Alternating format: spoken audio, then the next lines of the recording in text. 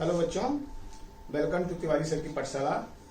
तो बच्चों, आज हम 10th क्लास मैथमेटिक्स में एक्सरसाइज 3.2 का इंट्रोडक्शन पढ़ेंगे। इसके बाद करेंगे एक्सरसाइज। चलिए शुरू करते हैं। Linear equation in two variable. ठीक है, तो बेटा linear equation in two variable में जैसा हमने पढ़ा है कि यदि दो इक्वेशन दिया हुआ है, लीनियर इक्वेशन एक स्ट्रेट लाइन को रिप्रेजेंट करता है, और यदि दो दिया हुआ है यानी कि a1x plus b1y plus c1 equal to 0 and a2x plus b2y plus c2 equal to 0, ये दो इक्वेशन दिए गए हैं।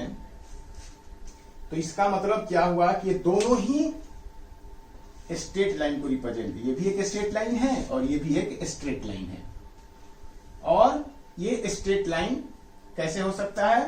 ये स्ट्रेट लाइन एक प्लेन में यदि दोनों स्ट्रेट लाइन को एक साथ खींचा जाए तो या तो दोनों स्ट्रेट लाइन एक दूसरे को क्रॉस करेगा ऐसे, या दोनों एक दूसरे को क्रॉस नहीं करेगा, दोनों पैरेलल हो जाएगा, या दोनों एक दूसरे से कोइंसाइड कर जाएगा, ये ऐसे हो जाएगा। यही तीन कंडीशन यहाँ पे होते हैं, तीन के सिवाय और चौथा कोई कंडीशन यहाँ नहीं होता है।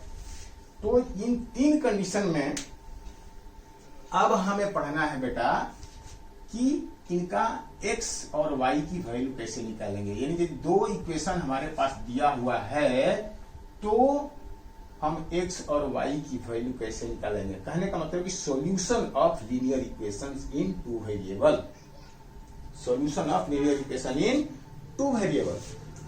अब हम सॉल्यूशन पढ़ेंगे बेटा, यानी हम ये कहेंगे कि सॉल्यूशन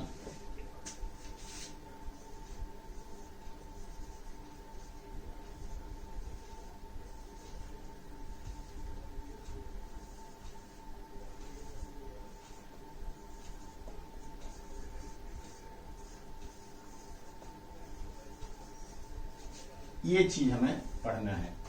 तो देखिए दो लाइन है और दो लाइन में जो भी कॉमन पॉइंट होगा, दो लाइन में जो भी कॉमन पॉइंट होगा उसी पॉइंट का कोऑर्डिनेट दोनों ही इक्वेशन का सॉल्यूशन कहलाता है।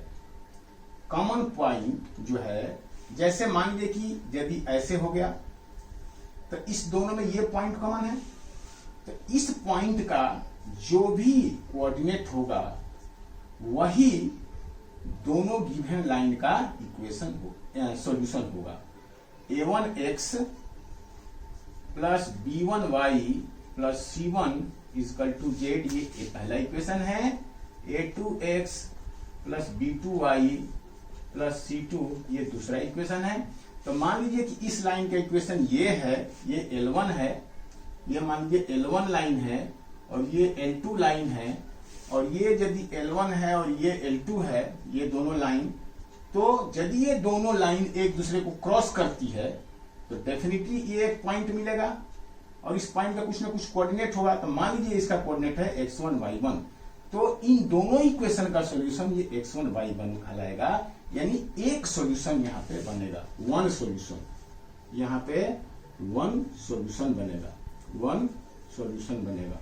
ठीक है बेटा, यानी x की एक वैल्यू आएगी और एक वैल्यू y की आएगी। यानी x1 की x1 x की वैल्यू है, y1 y की वैल्यू है।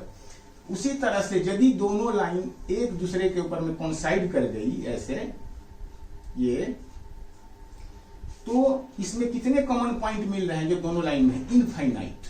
इसमें इनफाइनाइट पॉइंट्स हैं जो कि दोनों ही लाइन में कॉमन है। तो इन सारे पॉइंट का कोऑर्डिनेट इन दोनों इक्वेशन का दोनों इक्वेशन का सॉल्यूशन कहलाएगा। तो इसमें इनफाइनाइट सॉल्यूशन होगा, इनफाइनाइट सॉल्यूशन होगा, इसमें इनफाइनाइट सॉल्यूशन होगा बेटा। ठीक है, बात समझ में आ रही है आप लोगों को? जो जितने पॉइंट कॉमन होगा दोनों लाइन में उसी पॉइंट का कोऑर्डिनेट दोनों इक्वेशन का सॉल्यूशन होगा। इस तरह से यदि क्रॉस करता है तो एक ही पॉइंट तो होगा जहां पर दोनों एक दूसरे से मिल रहे हैं, इसमें एक ही पॉइंट कॉमन है, इसलिए इस दोनों इक्वेशन का सॉल्यूशन क्या होगा? ये पॉइंट का कोऑर्डिनेट यानी x1 y1। जब ये दोनों लाइन इस तरह से मिल रही हैं कि दोनों एक दूसरे पे कोइंसाइड कर गई, तो इसमें कितने कॉमन पॉइंट आ रहे हैं दोनों लाइन में? इनफाइनाइट। तो इस तरह से x1 y1 की वैल्यू इनफाइनाइट सॉल्यूशन होगी। लेकिन यदि दोनों लाइन एक दूसरे के पैरेलल हो गया, ऐसे हो गया, ये L1 है, ये L2 है, तो इसमें एक भी पॉइंट दोनों में कॉमन नहीं है, तो इस केस में नो सॉल्यूशन, यानी दोनों इक्वेशन का सॉल्यूशन ही नहीं निकलेगा। ये बात आपको समझनी होगी। अब बेटा ठीक है, ये आपको समझ में आ गया। अब बात यहां पर यह है कि इक्वेशन का ग्राफ खींचेंगे आप। यदि आप इक्वेशन का, आप दोनों लाइन का आप ग्राफ खींचेंगे, तो ग्राफ से आपका सॉल्यूशन पता चल जाएगा। ग्राफ से दोनों का सॉल्यूशन पता चल जाएगा। यदि ग्राफ ऐसा हुआ तो आप कहेंगे कि एक सॉल्यूशन होगा, यानी दोनों लाइन एक दूसरे को इंटरसेक्ट करेगी एक पॉइंट पर, तो कहेंगे कि दोनों लाइन का ये एक सॉल्यूशन होगा। क्या सॉल्यूशन होगा? x की वैल्यू x1 होगी, y की वैल्यू y1 होगी। यदि दोनों लाइन एक दूसरे से कोइंसाइड कर जाएगी, तो कहेंगे कि यहाँ पर मेनी सॉल्यूशन होंगे या इनफाइनाइट सॉल्यूशन होंगे, और इनफाइनाइट सॉल्यूशन का कोई पार्टिकुलर सॉल्यूशन नहीं है। और यदि यहाँ पे दोनों लाइन एक दूसरे का पैरेलल हो जाएगी, तो इसमें कोई भी कॉमन पॉइंट नहीं है, इसलिए कहेंगे कि यहाँ पे सॉल्यूशन पॉसिबल नहीं है। तो ये तो ग्राफ खींचने के बाद पता चलेगा। लेकिन क्या बिना ग्राफ खींचे हुए भी हम ऐसा बता सकते हैं कि ये तीनों में से कौन सा केस होगा सिर्फ इक्वेशन को देख के ही?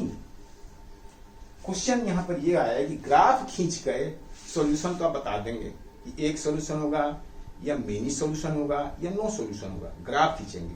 लेकिन ग्राफ खींच के बिना ग्राफ खींचे भी क्या ऐसा कोई तरीका है जिससे बताया जा सकता है कि एक सॉल्यूशन होगा, नो सॉल्यूशन होगा या मेनी सॉल्यूशन होगा?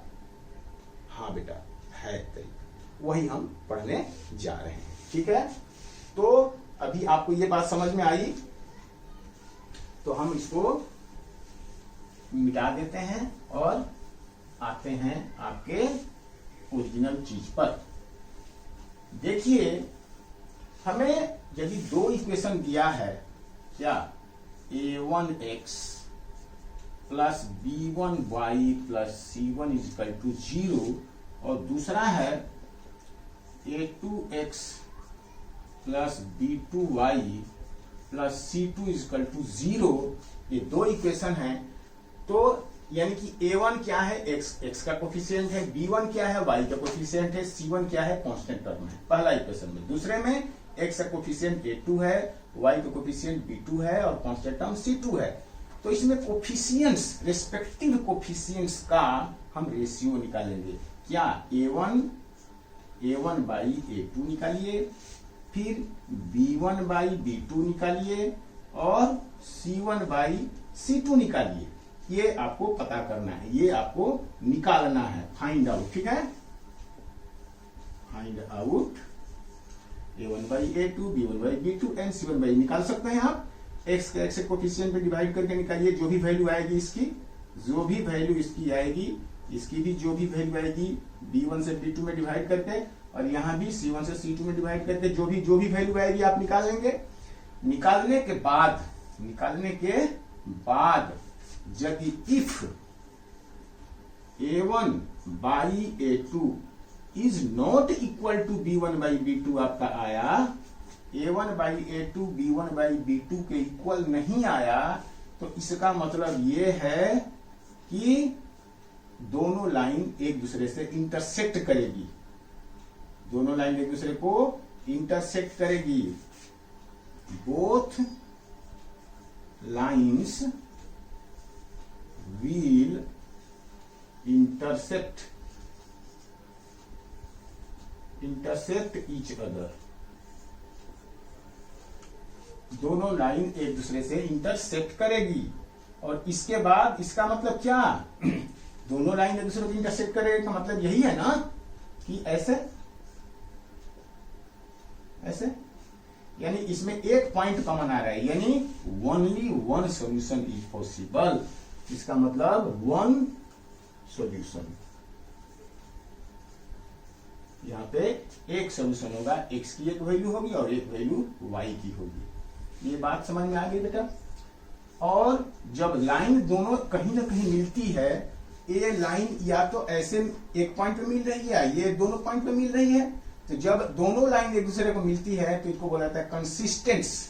लाइन्स आर कंसिस्टेंट या सॉल्यूशन इज कंसिस्टेंट, यानी दोनों लाइन एक दूसरे से मिल रही है, तो इसका मतलब होता है consistent solution, consistent equation, consistent line. दोनों लाइन क्या है? कंसिस्टेंस है ये, ठीक है।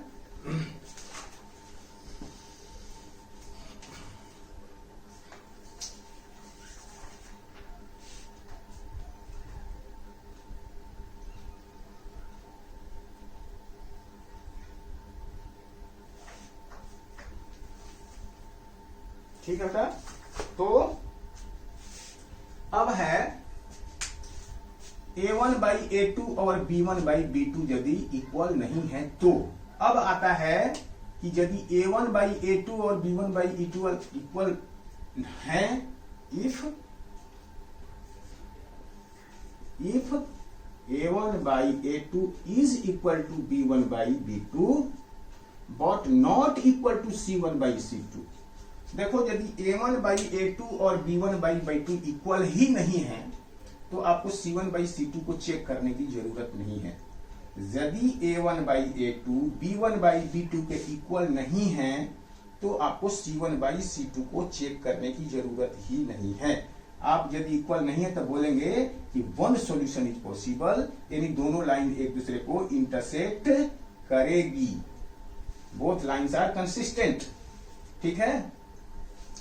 अब यदि इक्वल आ गया, a1/a2 और b1/b2 इक्वल आ गया, तो ये हो सकता है कि c1/c2 इक्वल हो या c1/c2 इक्वल ना हो। तीसरा केस तो यही हो सकता है ना कि यदि a1/a2 is equal to b1/b2 और नॉट इक्वल टू c1/c2, या b1/b2 equal to a1/a2 equal to b1/2 is equal to c1/c2, यही दो कंडीशन हो सकते हैं।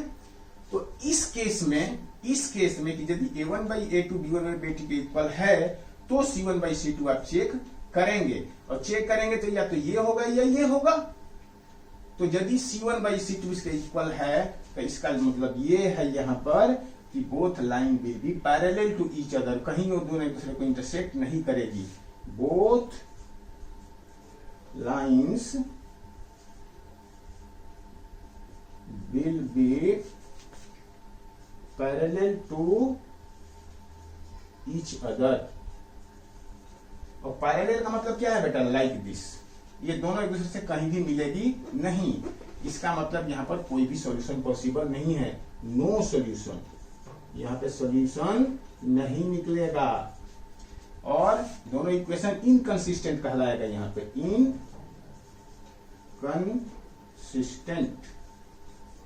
इनकंसिस्टेंट कहलाएगा, ठीक है।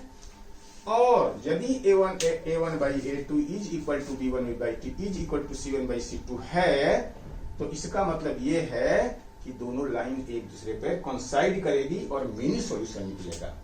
तो इसका मतलब ये है कि both lines will coincide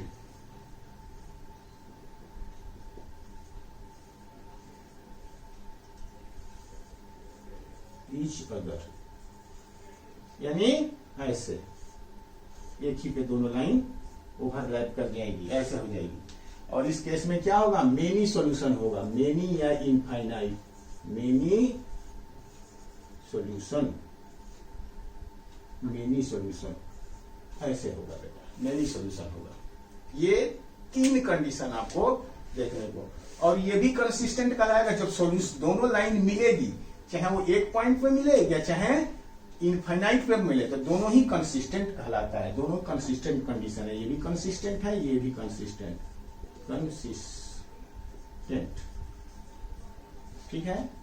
inconsistent का मतलब है कि दोनों लाइन एक दूसरे से नहीं मिल रही है, दोनों पैरेलल है, यही इनकंसिस्टेंट है।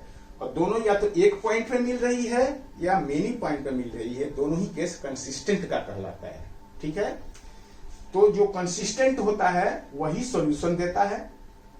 यदि एक ही पॉइंट पे मिला तो एक सॉल्यूशन देगा, मेनी पॉइंट पे मिला तो मेनी सॉल्यूशन देगा, और जो कंसिस्टेंट नहीं होता है, वो पैरेलल होता है, वो सॉल्यूशन नहीं देता है। और ये कैसे आप पता लगाओगे कि लाइन सॉल्यूशन है, मतलब सॉल्यूशन पॉसिबल है कि नहीं है?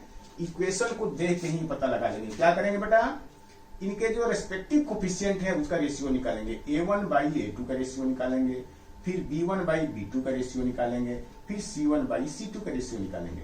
पहले इक्वेशन को लिख लेंगे इस फॉर्म में, और इसके बाद a1 by a2, b1 by b2, c1 by c2 का।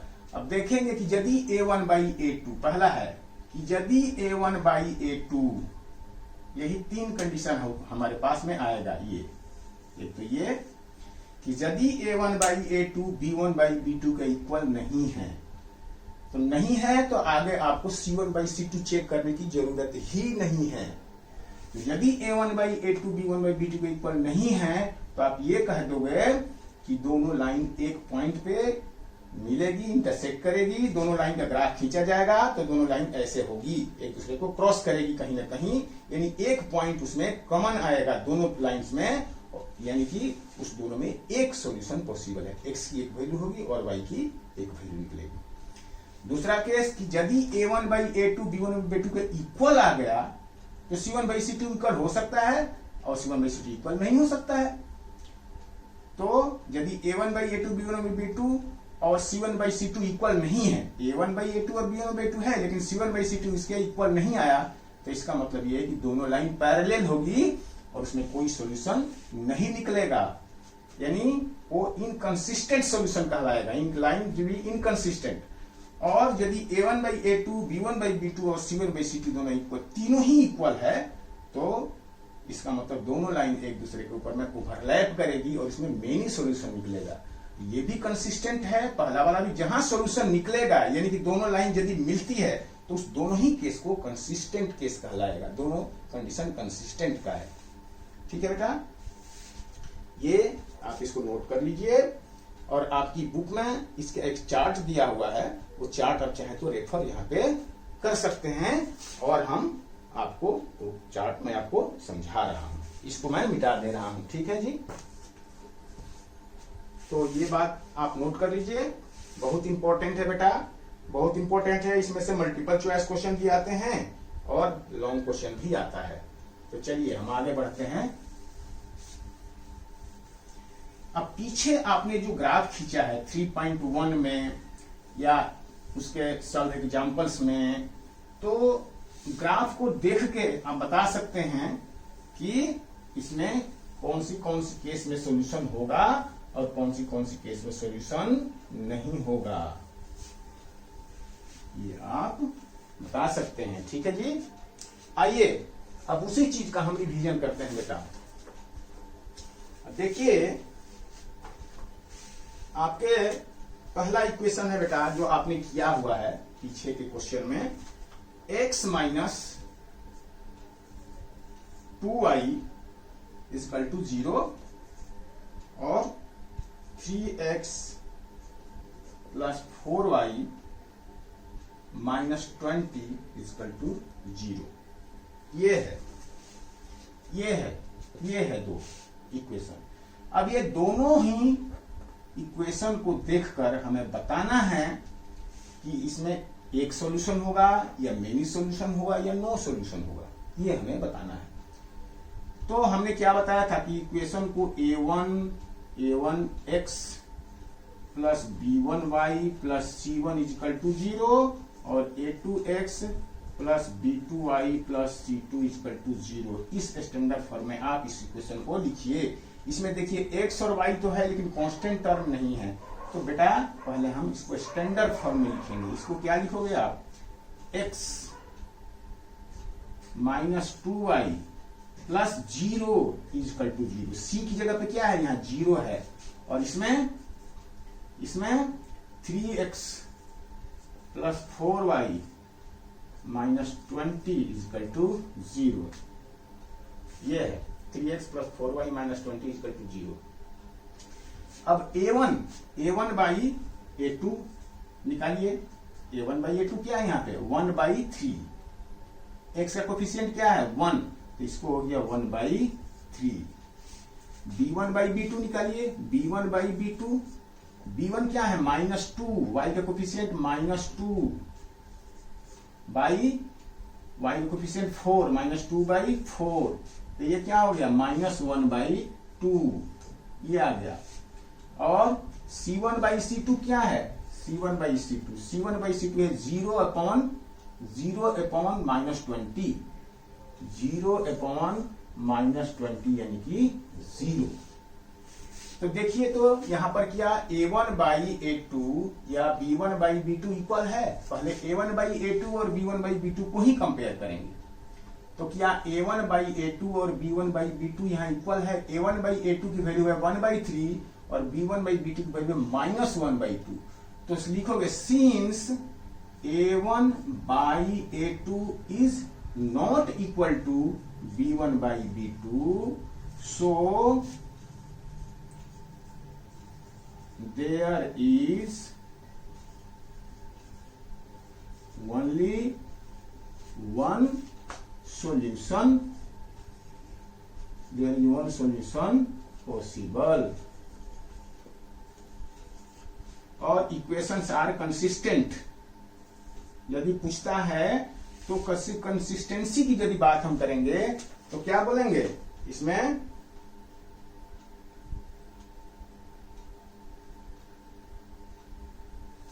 यानी दोनों लाइन इंटरसेक्ट एट 1 पॉइंट लिखेंगे इसमें।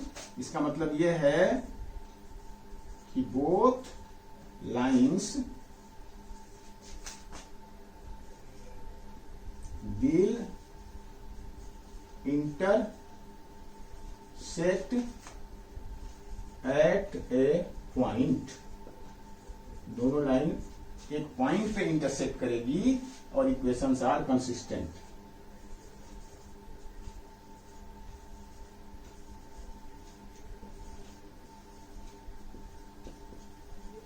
इतना इसका मतलब हुआ, इतना इसका मतलब हुआ। यानी आपको याद है कि पीछे यदि आपने ग्राफ खींचा है तो दोनों ग्राफ ऐसे आए हैं, तो इसका मतलब यही हुआ। ठीक है जी, ये पहला क्वेश्चन था। अब आप इसको नोट डाउन कर लीजिए और मैं अगले क्वेश्चन पे आगे बढ़ता हूं।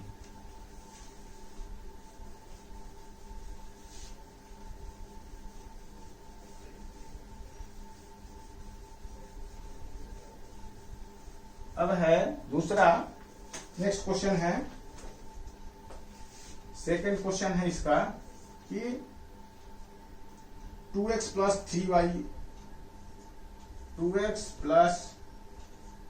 3y minus 9 is equal to 0 और 4x plus 4a plus 6y minus 18 is equal to 0, ये है।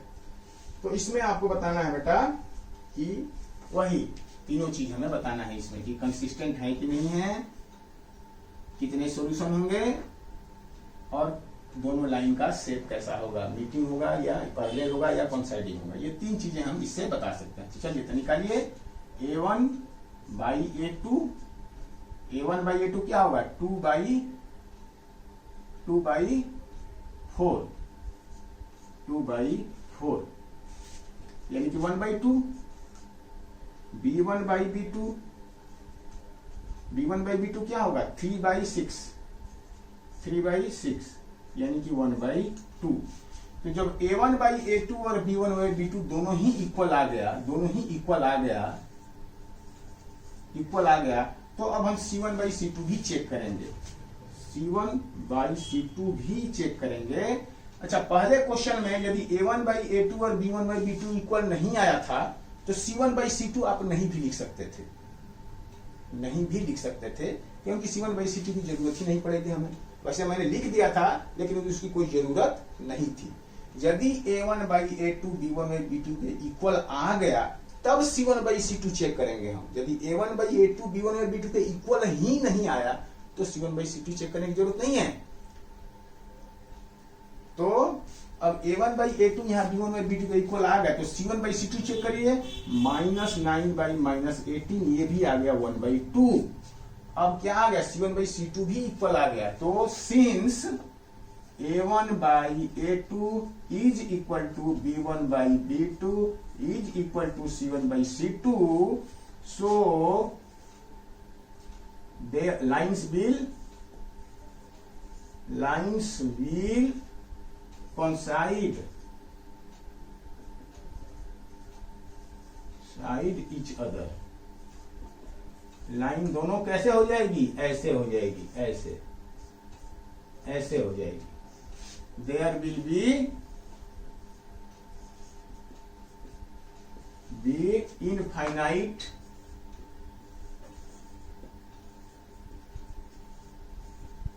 सॉल्यूशन। और कह सकते हैं कि चूंकि सॉल्यूशन निकलेगा यहां पे, तो इक्वेशंस आर कंसिस्टेंट। इसका मतलब ये भी हुआ, इसका मतलब ये भी हुआ, और इसका मतलब इक्वेशंस आर कंसिस्टेंट। ये है बेटा, ये तीन चीजें हैं ये। ओके, तो चलिए जी नोट करिए, आगे बढ़ते हैं थर्ड क्वेश्चन पे।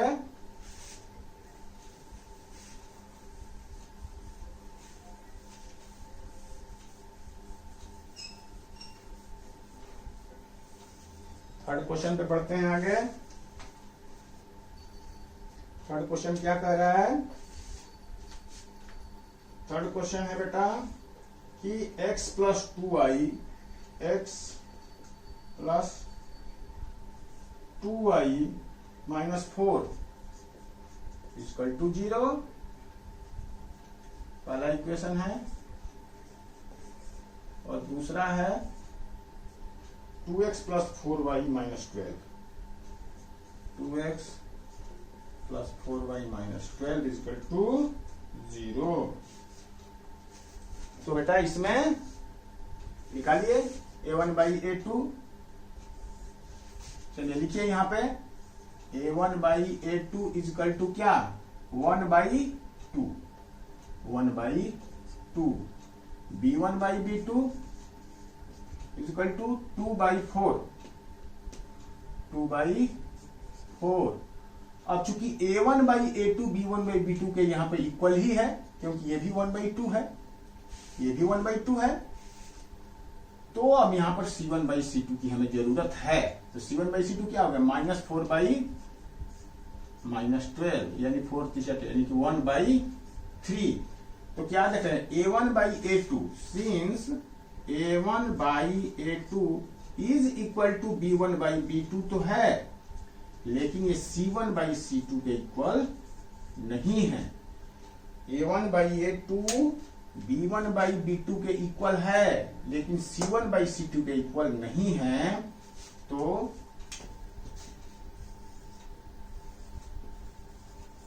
इक्वल देन, तो सो क्या, both line will be parallel, both lines will be parallel, यानी इनकंसिस्टेंट, इनकंसिस्टेंट इक्वेशन हो गया, और no solution is possible, no solution is possible. ये है आपका आंसर। बात समझ में आ गई आपकी? तो आगे बढ़े, चलिए आगे बढ़ते हैं।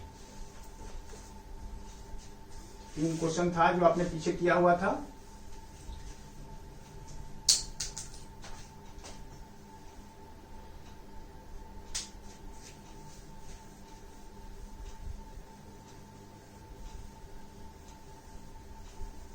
अब है बेटा इसमें सॉल्व एग्जांपल्स है कुछ। तो सॉल्व एग्जांपल में पहला क्वेश्चन है एग्जांपल नंबर 4 का, check graphically whether the pair of, ये 2 इक्वेशन दिए गए हैं, इज कंसिस्टेंट। तो कंसिस्टेंट का मतलब यही है बेटा कि इसको यदि दोनों लाइन एक दूसरे को क्रॉस करेगी तभी कंसिस्टेंट कहेंगे, और नहीं क्रॉस करेगी तो कंसिस्टेंट नहीं करेंगे। तो ये दोनों का सॉल्यूशन करना है हमें, दोनों का मतलब ग्राफ खींचना है हमें इसमें। Check graphically whether this. तो इसमें तो कुछ है ही नहीं, ये तो क्वेश्चन पहले का आपने पढ़ा हुआ है। एग्जाम्पल नंबर 4, इसमें ये इक्वेशन को कोफिशिएंट को देख करके नहीं पता लगाने के लिए कह रहा है, ये कह रहा है कि इसका ग्राफ ही खींचिए आप, तो ग्राफ ही खींचिए। तो चलिए ठीक है, पहला इक्वेशन है x + 3y = 6 और 2x - 3y = 12। तो बिना ग्राफ खींचे हुए आप यदि इसको आपको कोई कहे कि बताइए तो क्या होगा, निकालिए तो a1/a2 b1/b2 और c1/c2। a1/a2 क्या हुआ आपका 1/2, b1/2 3/-3, 3/-3 यानी कि -1। और ये तो देख रहे हैं कि a1/a2 b1/b2 के इक्वल नहीं है, यानी आप कह सकते हैं कि a1/a2 is not equal to b1/b2। तो क्या आएगा यहाँ पर ओनली वन सॉल्यूशन होगा। इसका मतलब ये हो गया कि बोथ लाइन ऐसे करेंगे, one solution possible, one solution possible, यही आएगा हमारा।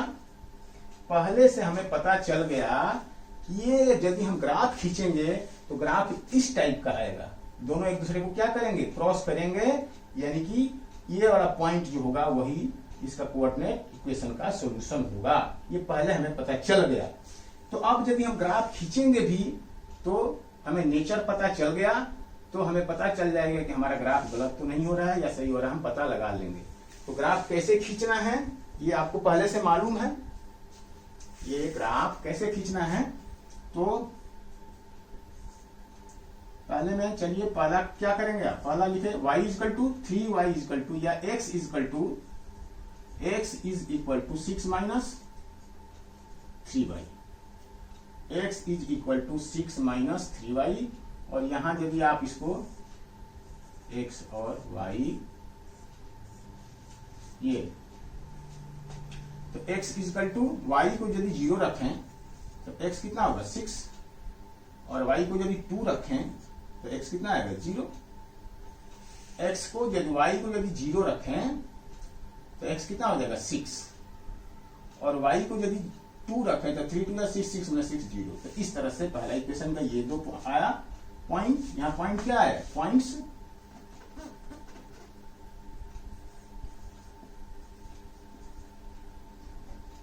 आएगा 6 0 एंड 0 2। ठीक है, ये इस इक्वेशन ये वाला जो पार्ट है ऊपर का, ये वाला पार्ट इसके सॉल्यूशन में शामिल नहीं है।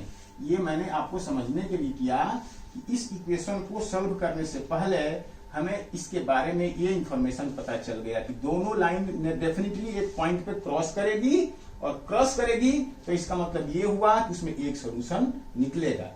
और अब उसको सॉल्यूशन हमें जब तक क्या सॉल्यूशन होगा ये हमें ग्राफ खींचने के बाद ही पता चलेगा। ये पॉइंट का कोऑर्डिनेट हमें पता चलेगा ग्राफ खींचने के बाद ही। इसके कोफिशिएंट से इस पॉइंट का कोऑर्डिनेट नहीं बताया जा सकता है कि ये कोऑर्डिनेट क्या होगा। वन सॉल्यूशन होगा ये पता चल गया, दोनों लाइन एक दूसरे को एक पॉइंट पे इंटरसेक्ट करेगी ये पता चल गया, लेकिन उस पॉइंट का कोऑर्डिनेट क्या होगा ये हमें a1/a2 b1/b2 c1/c2 से निकालने से पता नहीं चलेगा। उसके लिए आपको प्रॉपरली इक्वेशन को सॉल्व करना पड़ेगा। और सॉल्व कैसे करेंगे बेटा, सॉल्व करने के लिए आपके पास में 3 मेथड है जो कि मैं अभी आपको बताऊंगा। आगे अभी आ रहा है ये बताऊंगा। तो अभी हम सिर्फ नेचर इनका पढ़े हैं कि कोफिशिएंट को देख करके इनका सॉल्यूशन का नेचर क्या होगा, ये हम अभी पढ़ रहे हैं कि कोफिशिएंट्स के रेशियो निकालने के बाद उन रेशियो को कंपेयर करते हैं तो सॉल्यूशंस का नेचर पता चल जाता है कि नेचर क्या होगा, या तो एक सॉल्यूशन होगा या मेनी सॉल्यूशन होगा या नो सॉल्यूशन होगा। लेकिन सॉल्यूशन क्या होगा, एक्स और वाई की वैल्यू क्या होगी, ये सॉल्यूशन कहलाता है। ये सॉल्यूशन अभी हम नहीं पढ़ रहे हैं, हम सॉल्यूशन अभी आगे पढ़ेंगे। अब पहला ग्राफिकल सॉल्यूशन, अब ये कह रहा है कि ग्राफ के द्वारा बताइए। तो देखिए हम पढ़ रहे हैं ग्राफिकल सॉल्यूशन। पहला हम बेटा ग्राफिकल सॉल्यूशन पढ़ रहे हैं। यहाँ पे क्या पढ़ रहे हैं, ये ये है ग्राफिकल सॉल्यूशन। ये ग्राफिकल सॉल्यूशन क्या होता है बेटा? दोनों लाइन का ग्राफ खींचिए। सॉल्यूशन 4 तरह का होगा, 4 तरह से सॉल्यूशन हमें इस चैप्टर में पढ़ना है। इस चैप्टर में हमें 4 तरह के सॉल्यूशन पढ़ने हैं, जिसमें पहला है जियोमेट्रिकल सॉल्यूशन यानी ग्राफिकल सॉल्यूशन। हमें दोनों लाइन का ग्राफ खींचना है, ठीक है जी। दोनों लाइन का ग्राफ खींचेंगे और यानी वो ग्राफ ऐसे आएगा तो ये पॉइंट का कोऑर्डिनेट ही दोनों इक्वेशन का सॉल्यूशन होगा। इसी को बोलते हैं ग्राफिकल सॉल्यूशन। तो हम ग्राफिकल सॉल्यूशन के द्वारा इन दोनों इक्वेशन को सॉल्व कर रहे हैं। और सॉल्व करने के पहले हमें नेचर पता चल गया। a1/a2 b1/b2 रेशियो, कोऑर्डिनेट का रेशियो निकालने से हमें इनका नेचर पता चलेगा। एक ही सॉल्यूशन आएगा और दोनों ग्राफ इस तरह से एक दूसरे को इंटरसेक्ट करेगा। खींचते हैं, देखिए। तो पहला इक्वेशन का हो गया, दूसरा इक्वेशन का करिए। 2x तो 3y इजकल टू, या चलिए 3y is equal 2x is equal to निकाल लीजिए। 2x is equal to 12 plus 3y और x is equal to 12 plus 3y/2। तो चलिए x एंड y, ठीक है जी। अब यहां पर y की क्या वैल्यू लेंगे बताइए? y की वैल्यू यदि हम 0 ले लें तो x की वैल्यू ये 0 हो गया, तो x की वैल्यू 6। और यहां पर यदि 6 ले लें, y की वैल्यू -2 ले लेता हूं। -2 y की वैल्यू यदि -2 ले लें तो -2 मतलब -6, तो ये 6, तो 2 3 या 6, ये 3 आ जाएगा। ऐसे करके माइनस हम प्लस भी ले सकते थे, लेकिन ये 18 हो जाता तो ये नंबर थोड़ा बड़ा हो जाता, इसलिए हमने ऐसा नहीं किया। हमने माइनस ले लेने से -6 हो गया, ये -6 बन गया। और -12 -6 मतलब 6 और डिवाइडेड बाई 2 यानी कि 3, x की वैल्यू 3 आ गई। अब इनका हम ग्राफ खींचेंगे बेटा। चलिए ग्राफ खींचिए।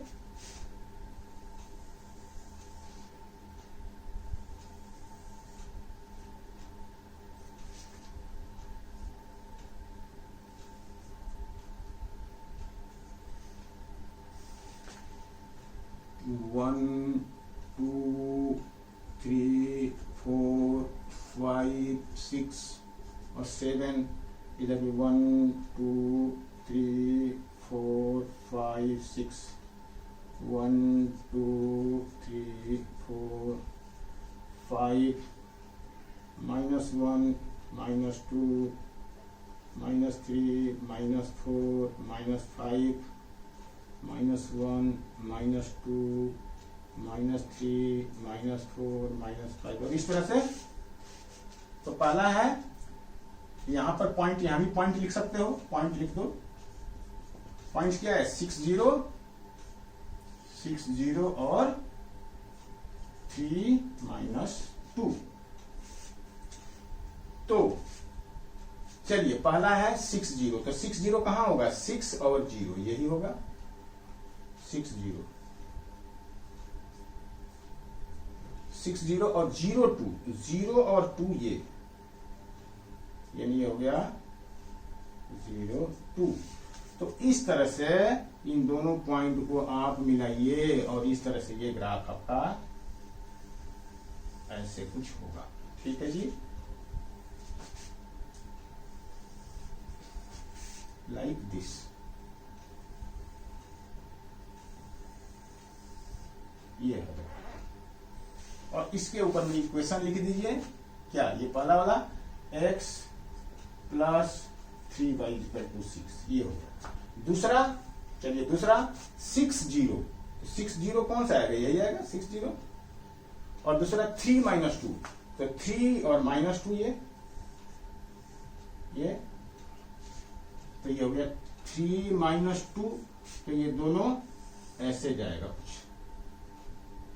ये लाइक दिस, ये ऐसे आएगा बेटा, है ना। ये इस तरह से जाएगा कुछ ऐसे, और ये कौन सी लाइन है 2x माइनस 3y 2x-3y = 12, और दोनों लाइन एक दूसरे को किस पॉइंट पे काट रही है 6 0 पे काट रही है, तो 6 0 इज कॉमन पॉइंट, तो इसलिए x = 6 और y = 0। ये इक्वेशन हुआ। ये सेम बात जो हमें पता चली थी वही बात यहाँ ग्राफ में प्रूफ हो गई।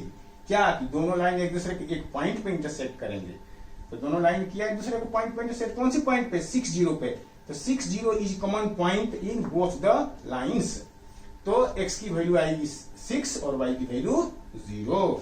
तो आप लिखोगे यहाँ पे सिंस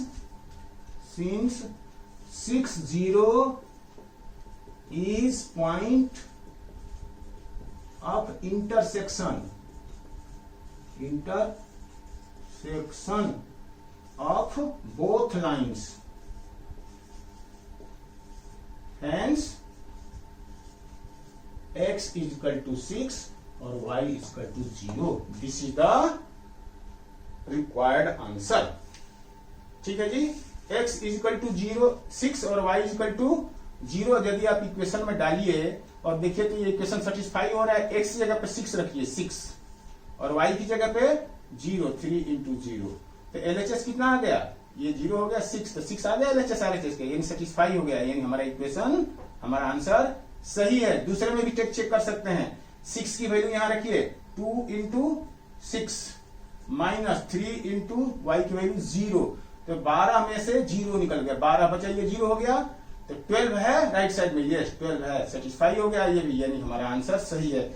इक्वेशन वाले क्वेश्चन का आंसर चेक करने के लिए आपको बुक में जाने की जरूरत नहीं है, बुक का आंसर देखने की जरूरत नहीं है, आप सेटिस्फाई करा के जो इक्वेशन का आंसर निकला उसको इस इक्वेशन में LHS में रख के देख लीजिए, यदि सेटिस्फाई है तो कहें कि हमारा क्वेश्चन क्या है, सही है।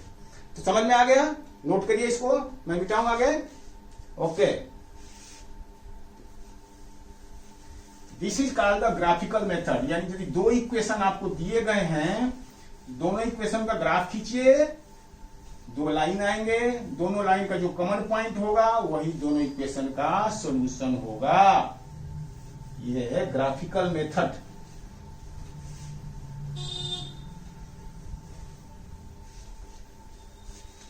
ठीक है जी, this is called graphical method बेटा। अब क्या है बेटा, अब है एग्जाम्पल नंबर 5। कह रहा है कि graphically find whether the following pair of equation has no solution, unique solution और इनफाइनाइट मेनी सॉल्यूशन। ग्राफिकली तो कह रहे हैं कि ग्राफ इसका खींचना है बेटा, और ग्राफ खींचोगे तो डेफिनेटली पैरेलल लाइन ही आएगी यदि नो सॉल्यूशन है तो, लेकिन ये ऐसा कुछ नहीं कह रहा है, बताओ कि नो सॉल्यूशन है कि यूनिक सॉल्यूशन है या इनफाइनाइट मेनी सॉल्यूशन है, तो ग्राफ ही तो खींचना है। तो मैं समझता हूं कि आप ग्राफ अब खींच सकते हैं, और ग्राफ खींचने के पहले यदि आप पता लगाना चाहते हैं कि हमारा आंसर क्या आएगा तो आप इसको पता लगा सकते हैं।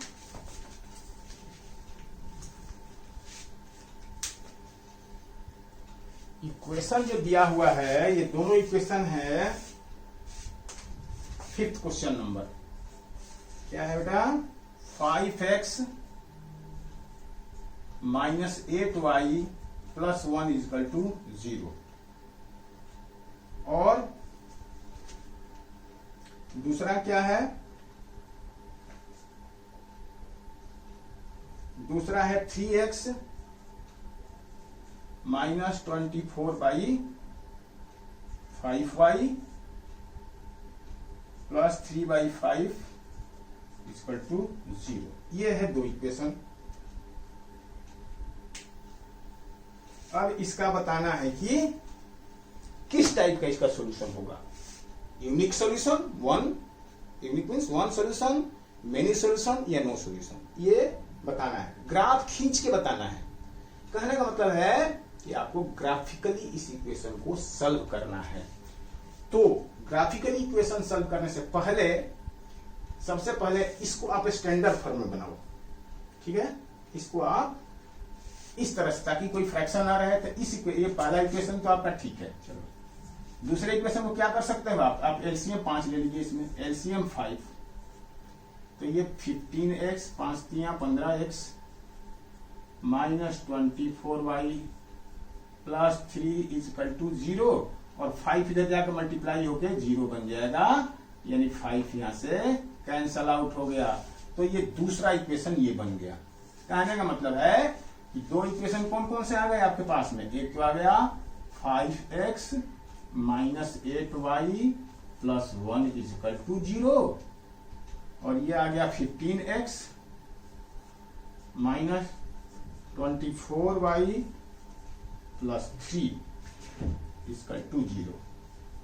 ये दो इक्वेशन आए बेटा 1 और 2, यही दो इक्वेशन आपके हैं।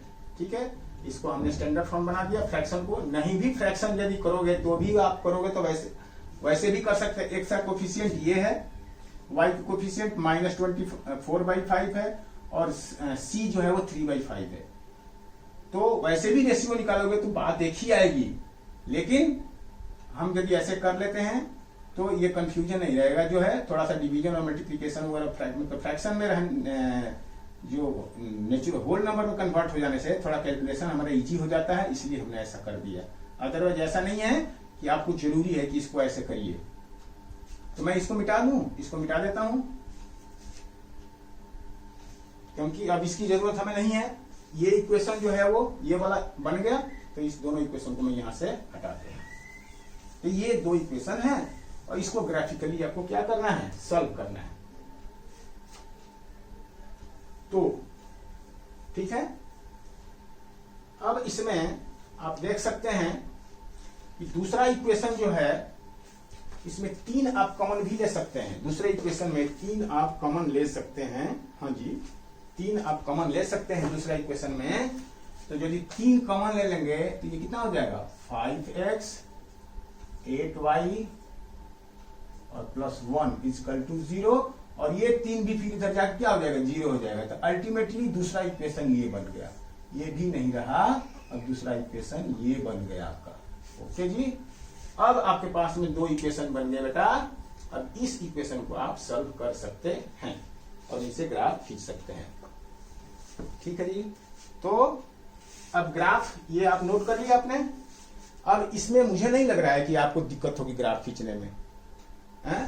फिर भी हम आपको पॉइंट जो है, ग्राफ खींचने से पहले इसके सॉल्यूशन के बारे में आपको क्या आइडिया चल सकता है कोफिशिएंट को देखने के। पहला वाला इक्वेशन में और दूसरा इक्वेशन दोनों के a1/a2 निकालिए तो 5/5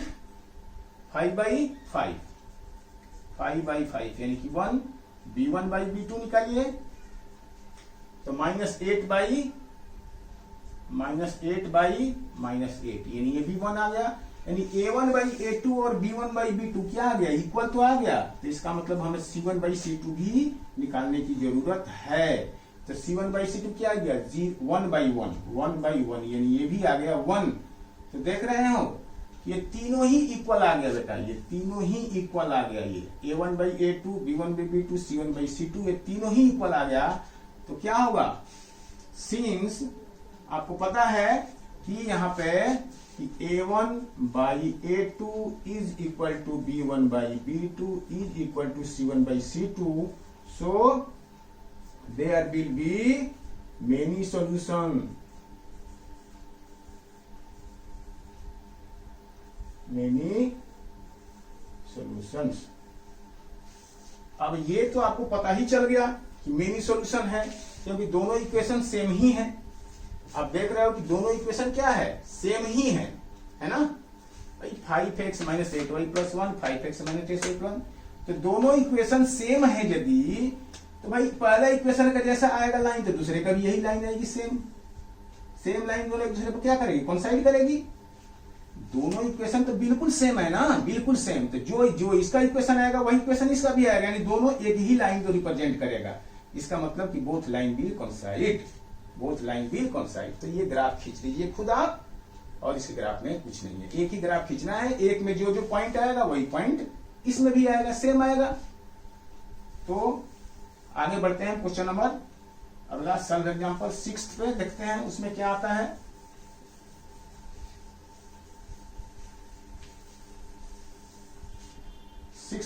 एग्जांपल नंबर 6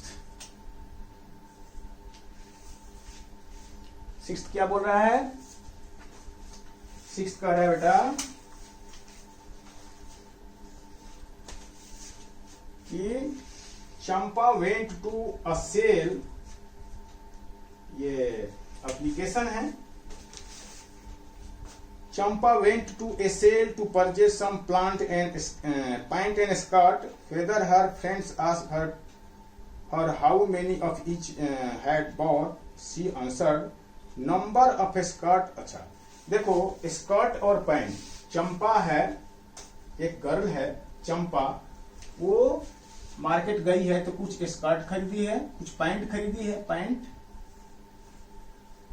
और कुछ स्कर्ट खरीदी है ना।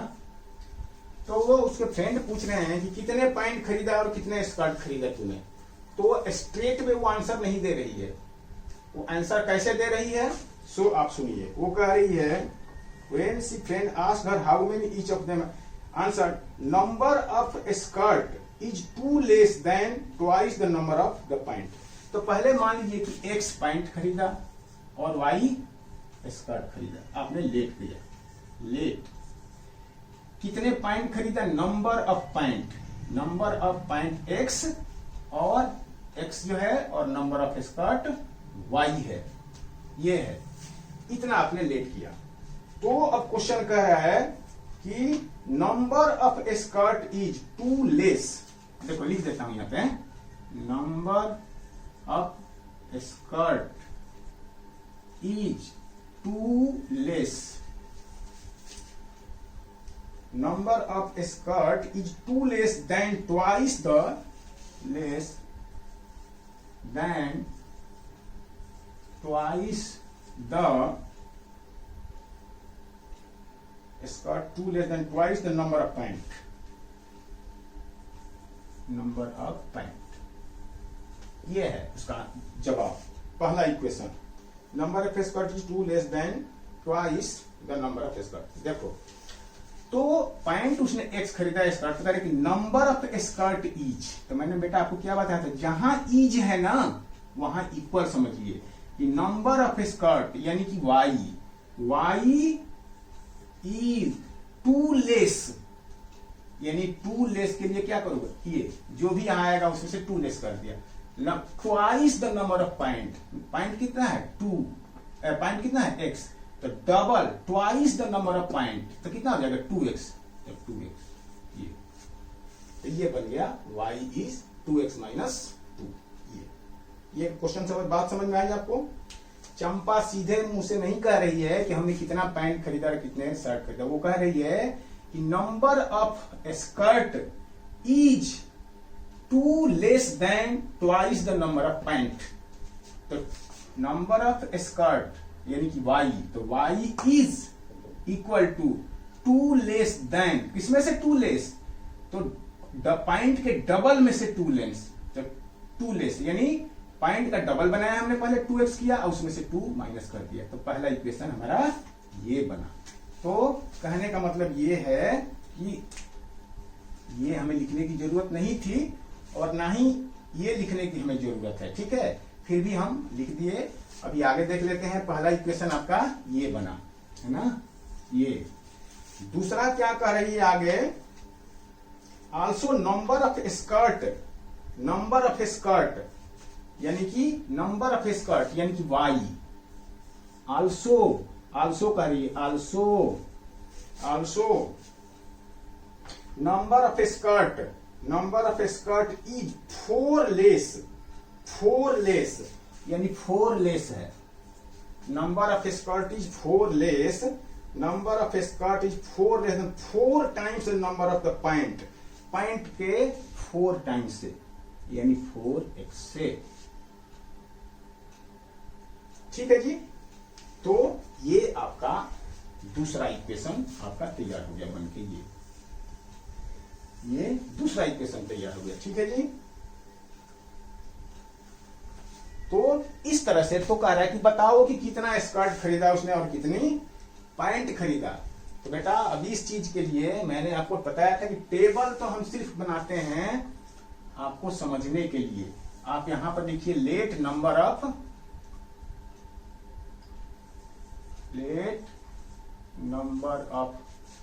पैंट है ना, number of pant is X and number of skirt is, या R लिख दीजिए RY। ये then according to question, then अब ये लाइन की भी जरूरत नहीं थी एक्चुअली, आपको सीधा लिख सकते हैं कि then according to question y is equal to this one and y is equal to this. ये दो इक्वेशन बने बेटा आपके। अब इसी दो इक्वेशन को ये कह रहे हैं कि ग्राफिकली सॉल्व करिए, ग्राफिकली। तो help her friend to find how many pant and skirt Champa bought. तो ठीक है बेटा, अभी आपने ग्राफिकली ही सीख रहे हैं। कहने का मतलब ये है कि दोनों इक्वेशन को आपको ग्राफिकली क्या करना है, सॉल्व करना है। तो ग्राफिकली सॉल्व करने के लिए अब ये दो इक्वेशन तो आपके बन गए।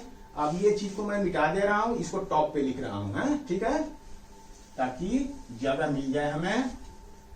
पहला इक्वेशन क्या है, y is equal to 2x minus 2, और दूसरा क्या है, y is equal to 4x minus 4। ये आपका पहला हुआ, ये आपका दूसरा हुआ।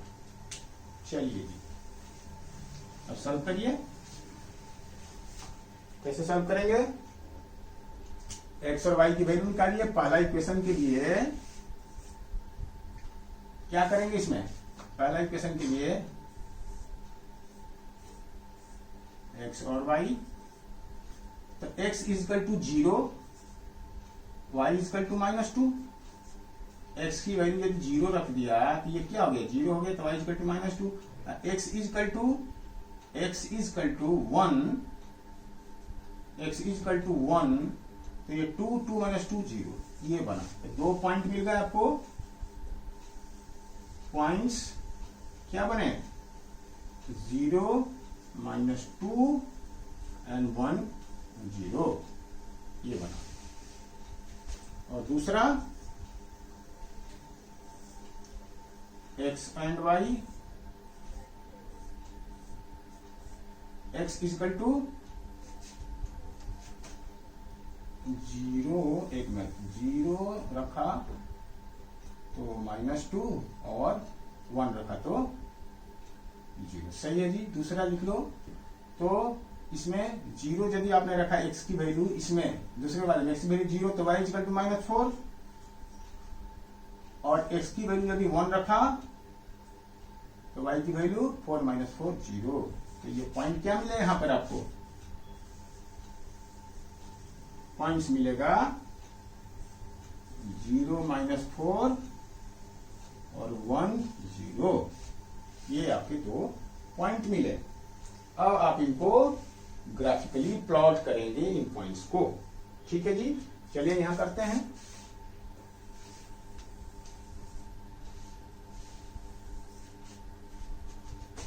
वन 2 3 4 5 6, और इस तरह से इधर -1 -2 -3 -4, 1 2 3 4 5, 1 2 3 4 5, -1 -2 -3 -4 -5 एंड सो, ठीक है। ओके, चलिए 0 माइनस 2, तो 0 ये है, 0 माइनस 2 मतलब ये